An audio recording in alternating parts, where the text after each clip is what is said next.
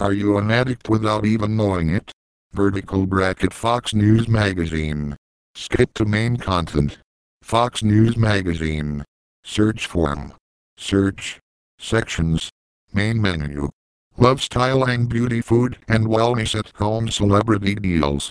Are you an addict without even knowing it? Are you an addict without even knowing it?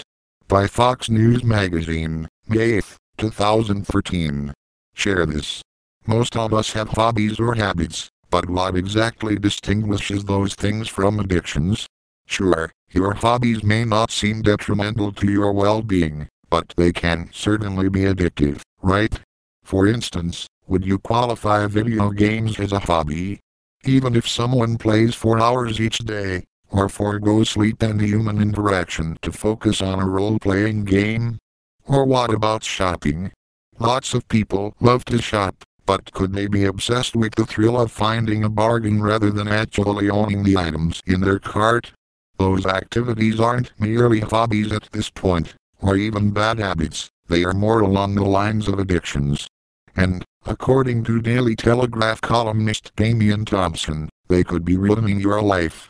More and more of the goods we're surrounded by are sneakily drawing us into addictive behavior, says Thompson, who recently penned The Fix: How Addiction is Taking Over Your World. In the new book, Thompson outlines the daily rituals or guilty pleasures that give us our much-needed fixes, things as obvious as alcohol or painkillers, or as innocent as cupcakes and iPhones. Read, 6 Surprising Habits That Could Hurt a Man's Sex Life. There's no doubt that people are moving toward more compulsive patterns, notes Thompson. The pace of life is accelerating, so the need for rewards must accelerate, too. And unlike our ancestors, we don't need to seek out those rewards there are plenty of services that are more than happy to provide them. For starters, the internet caters to every hobby, habit or vice virtually instantaneously. You can check email, stream hardcore pornography, play games against your friends, or even watch whole seasons of your favorite television shows at once. The box set and now Netflix allows us to binge, says Thompson, who admits to mainlining episodes of Dexter at the moment. I don't think people are aware they are even experiencing these urges to binge, he says. They don't ask themselves, after watching an episode of Dexter, why they've got to watch another one right after it.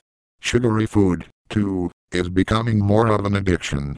Thompson explains how many desserts especially the countless workday treats we use to reward ourselves allow us to indulge in junk food unlike ever before.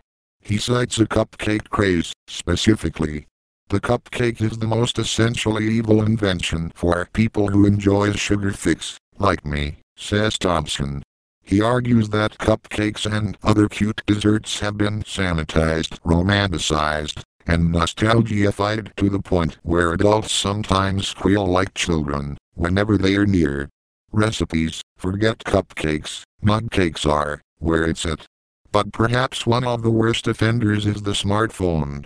Our entire day is ruled by the iPhone, believes Thompson. We're talking about a gateway, Thompson further explains.